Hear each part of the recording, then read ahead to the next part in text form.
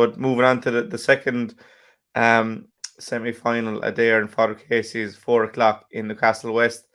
For Fr Caseys, it's a long overdue semi-final. They finally got the monkey out the back or off the back with that win over KP in the quarters. For Adare, semi-finals are becoming a standard for them. I'm struggling to think that have they reached the semi-final every year back up in the grade. In fairness to them, they were beaten in the final last year. Probably haven't been as good this year, but for Adare, they have such a know-how how to win, kind of like, in the Piercing in the hurling, that even when they're not going well, they have that know-how, and that's probably the overriding factor and challenge in the way of Fr Caseys coming into Sunday. Yeah, I agree with you, Jack. And the big unknown in this, Jack, and we have this semi-final versus quarter-final versus semi-final conundrum again, and it's in Fr Caseys' favour.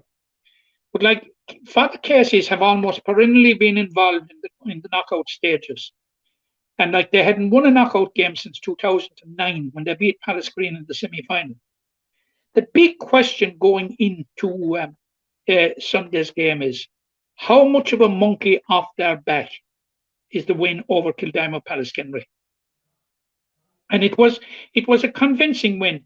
Now, I've seen Caseys a couple of times this year, and they tick an awful lot of boxes for me, Jack.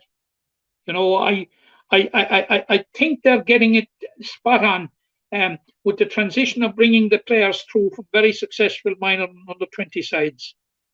They've had so much success at underage level that I think at last they're about to convert it into senior success.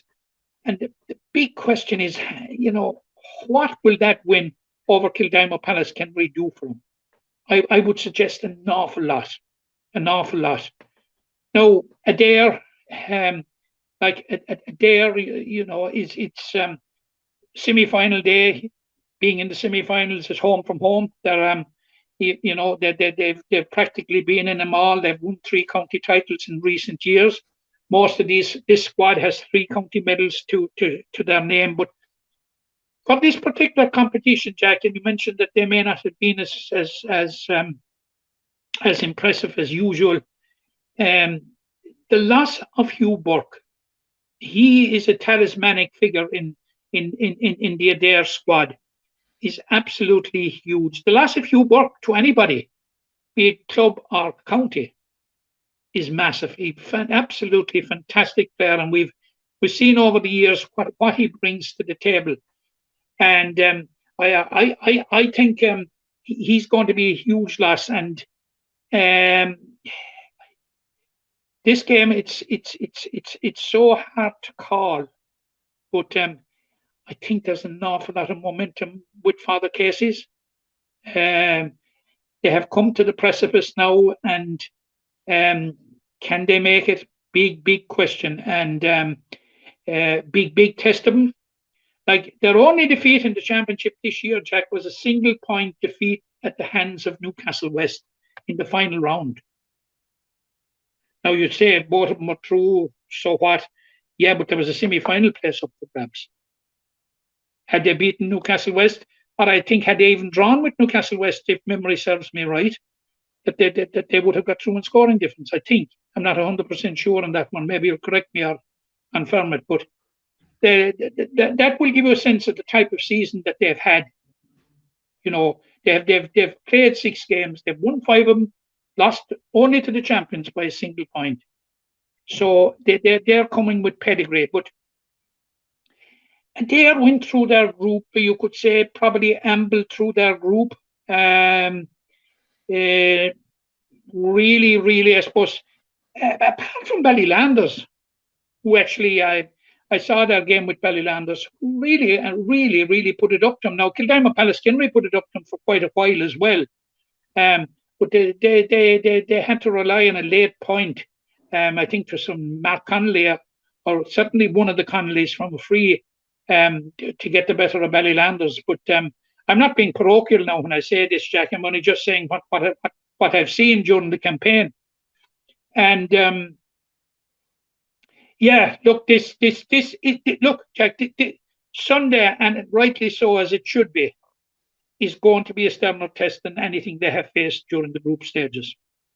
Yeah, for Adare, I suppose Hugh was 20 when they won the intermediate title, and he's probably been the spearhead of all the success that has followed through and been a mainstay. So it's probably up to, like his brother Robbie, the Connollys you mentioned, Shane Doherty, like they were out on Ryan and Owen Costello would have been, key figures in all those wins as well. So it's how do they manage without Hugh Burke? They've done so far, but I just said they kind of amble through the group. But the question, I think the biggest question is for Father Caseys is all those young players that have come through. Like there is a nice few of them now in that team, like Larry Reardon, Dylan Quirk, Shane O'Connell, even Cormac Roach is that bit older but has been there a while. They had so much underage success that like their time is coming, but can they get over Adare, who have all the experience in the world? It's really, really finely poised. Yeah, when you were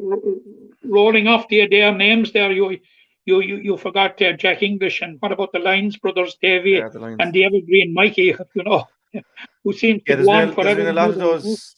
A lot of the Adair team has, remained the same throughout the last 6 years, whereas for cases have been adding one or two every year, and they look far more settled this year. And it could be a case that we have terrible weather on Sunday, and it could just become a war of attrition. I think that would probably suit Father Casey's a small bit more, but Adair, when they get possession, they don't give it away very easily. It's.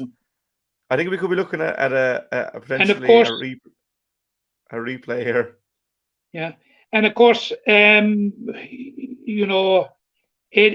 Enright is absolutely, he's inspirational for Father Caseys, and you've Rory O'Brien inside in the corner, a serious corner forward.